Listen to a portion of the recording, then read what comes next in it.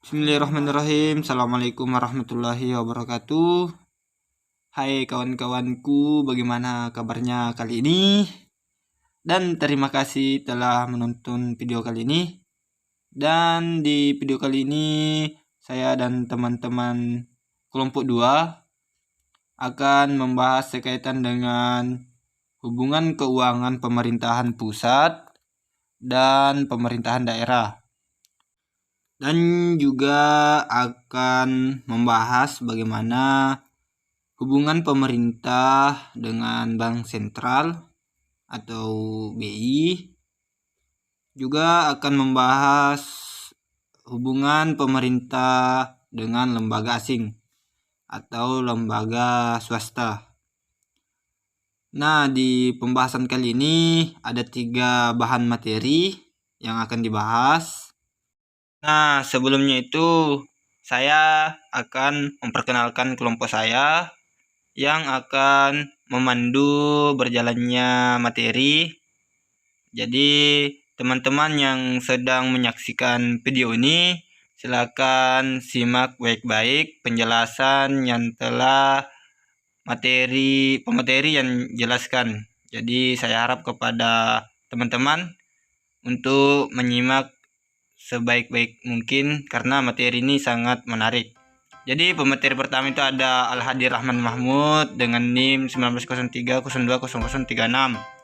Dan pemateri kedua ada Nina Herawati dengan NIM 1903020038.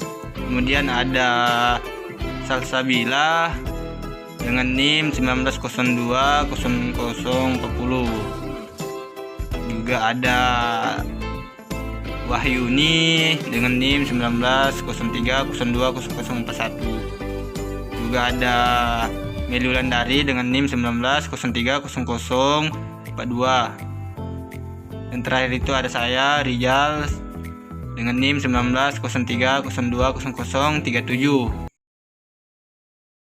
Nah, itulah tadi kelompok 2. Dan ada beberapa pemateri hebat kita yang nantinya akan menjelaskan terkait dengan materi yang akan kami bahas.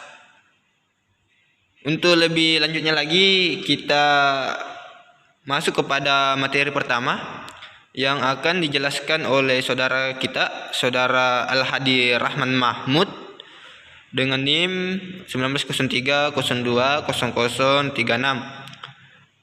Untuk kepada teman-teman yang menyaksikan video ini, silakan teman-teman simak baik-baik penjelasan dari pemateri pertama.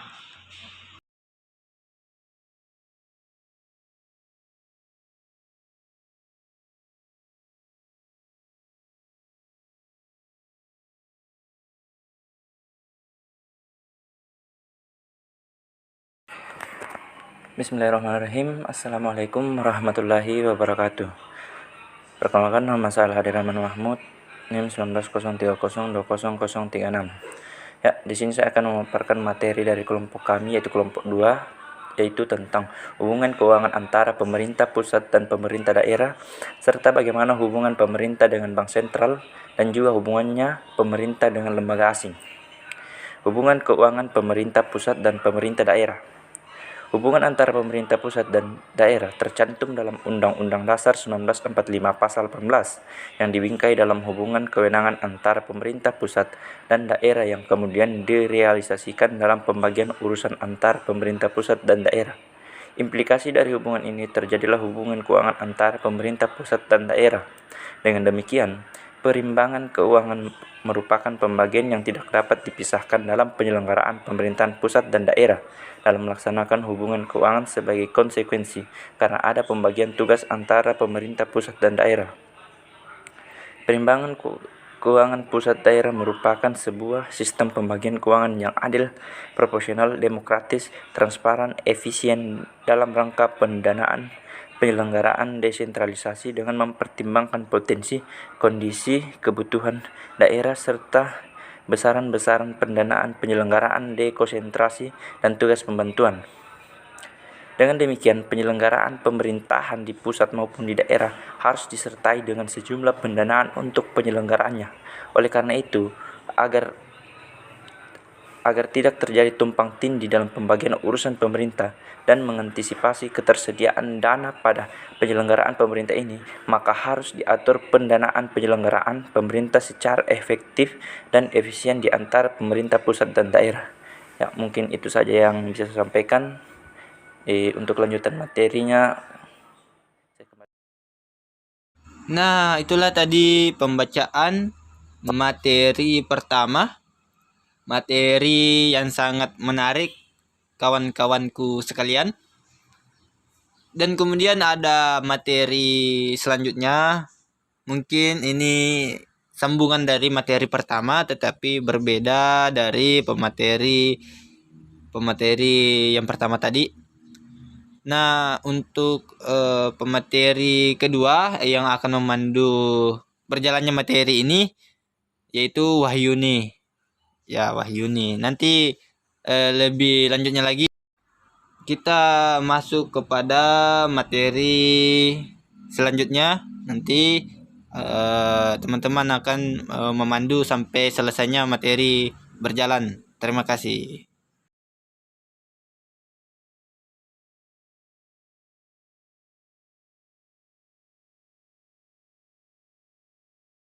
Baik, terima kasih kepada moderator. Sebelumnya, perkenalkan nama saya Wahyuni dengan NIM 1903020041. Di sini, saya sebagai pemateri kedua akan melanjutkan pembacaan materi dari pemateri pertama. Langsung saja, adapun tujuan hubungan keuangan pemerintah pusat dan pemerintah daerah, yaitu yang pertama, pembagian kekuasaan yang rasional antar berbagai tingkatan pemerintahan dalam memungut dan membelanjakan sumber dana pemerintah, yakni suatu pembagian yang sesuai dengan pola umum desentralisasi.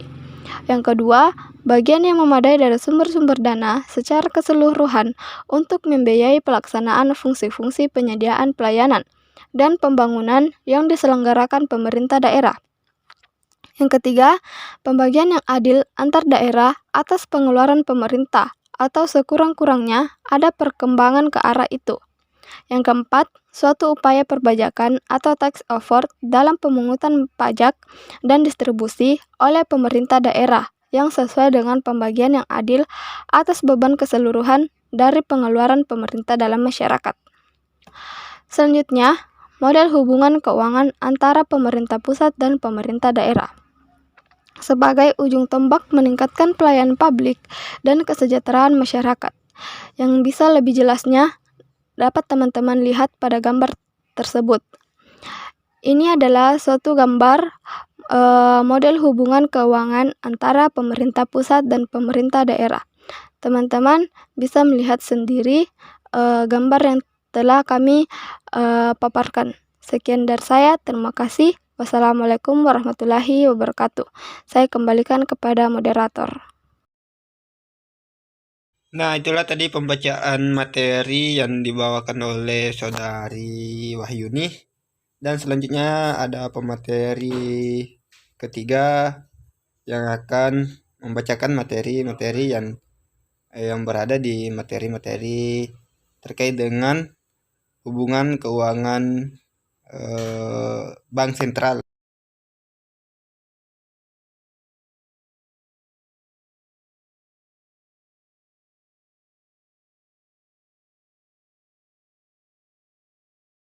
Terima kasih kepada moderator. Sebelumnya saya atas nama Meli Ulandari dengan NIM 1903020042. Di sini saya sebagai pemateri ketiga akan melanjutkan pembacaan materi dari pemateri kedua, yaitu bagaimana hubungan pemerintah dengan Bank Sentral.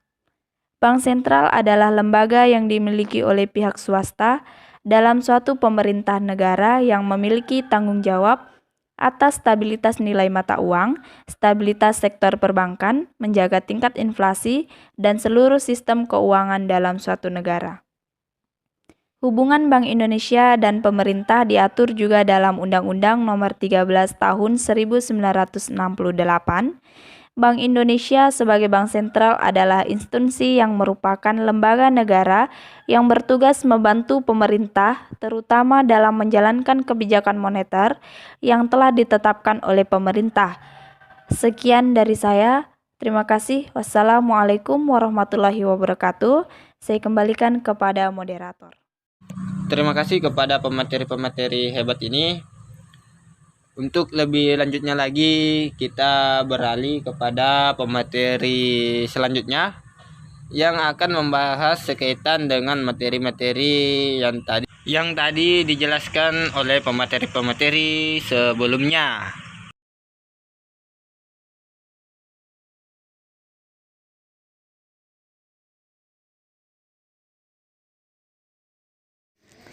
Terima kasih kepada moderator.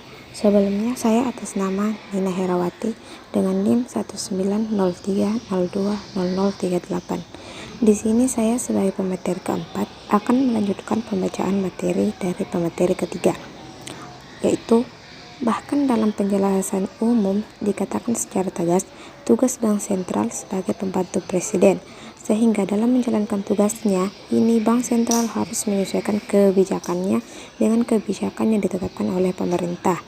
Dalam hubungannya dengan keuangan pemerintah, Bank Indonesia bertindak sebagai pemegang kas pemerintah dengan kewajiban untuk menyelenggarakan penyimpanan kas umum negara, sehingga Bank Indonesia ini bertindak sebagai pemegang khas Republik Indonesia.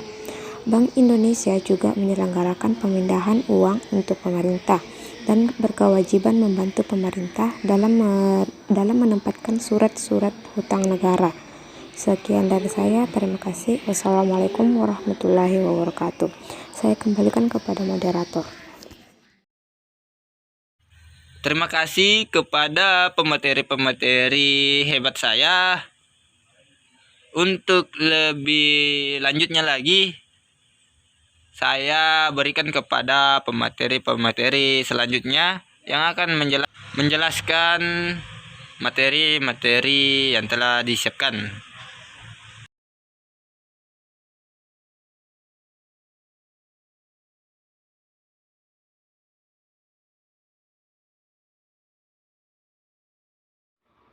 Baik, terima kasih kepada pemateri.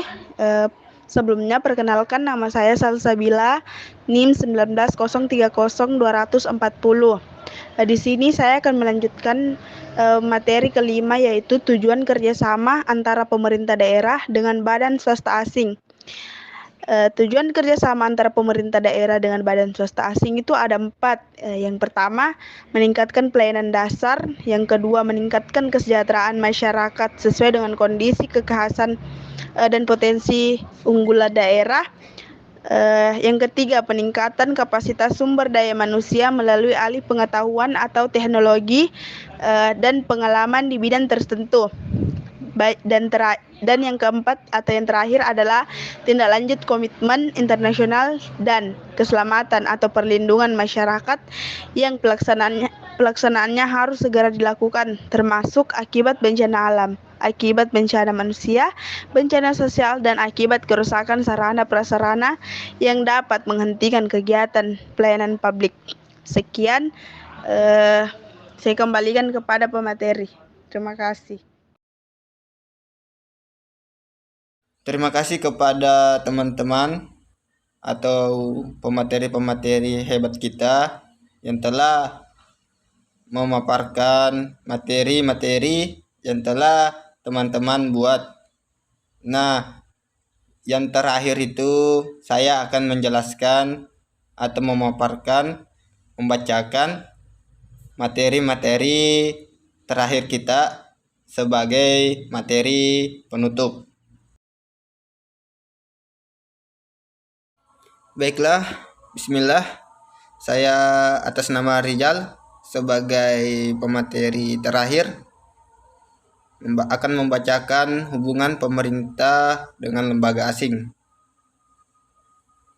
Kerjasama pemerintah daerah dengan badan swasta asing adalah perikatan formal antara pemerintah daerah dengan badan swasta asing untuk bersama-sama mengelola suatu kegiatan tertentu dalam rangka meningkatkan kualitas pelayanan pada masyarakat berdasarkan prinsip saling menguntungkan.